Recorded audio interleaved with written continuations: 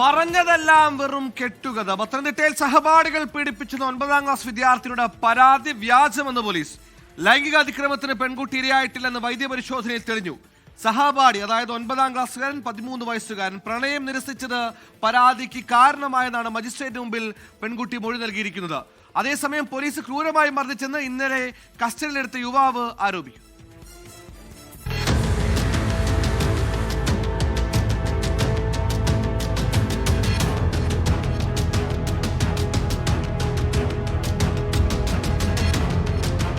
പത്ത് പേർ ചേർന്ന് പല സ്ഥലങ്ങളിൽ കൊണ്ടുപോയി പീഡിപ്പിച്ചു എന്നായിരുന്നു 13-കാരിയുടെ ആദ്യ മൊഴി. ചൈൽഡ് ലൈനിലും പോലീസിലും പെൺകുട്ടി ഇക്കാര്യങ്ങൾ പറഞ്ഞതോടെ പോലീസ് 2 FIR രജിസ്റ്റർ ചെയ്തു. പിന്നീട് പെൺകുട്ടിയെ വിശദമായി ചോദ്യം ചെയ്തപ്പോൾ മൊഴികളിൽ വൈരുദ്ധ്യമുണ്ടെന്ന് ബോധ്യപ്പെട്ടു. വൈദ്യപരിശോധനയിൽ പെൺകുട്ടി ലൈംഗികാതിക്രമത്തിന് ഇരയായിട്ടില്ലെന്നും വ്യക്തമായി.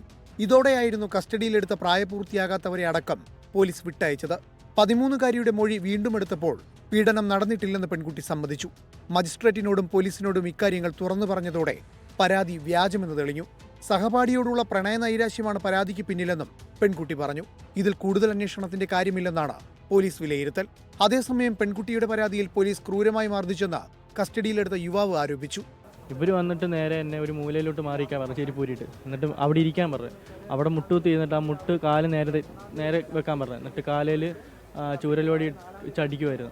എന്നിട്ട് കാലിൽ അടിച്ചു, ചൂരലോടി വെച്ചു. എന്നിട്ട് ബൂട്ടിട്ട് ചവിട്ടി. എന്നിട്ട് ചെവിക്ക് പിടിച്ച് വലിച്ചു, മുടിയിൽ പിടിച്ച് വലിച്ചു. ഇത്രയാണ് ചെയ്തത്. ബൈപ്പാസ് ശസ്ത്രക്രിയ കഴിഞ്ഞ ആളാണെന്ന് പറഞ്ഞിട്ടും ഉപദ്രവിച്ചെന്നാണ് യുവാവിന്റെ ആരോപണം. അതിനിടെ പെൺകുട്ടിയുടെ പരാതിയിൽ എടുത്ത കേസ് അവസാനിപ്പിക്കുവാനുള്ള നടപടികളിലേക്ക് പോലീസ് കടന്നു. 24 പത്തനംതിട്ട.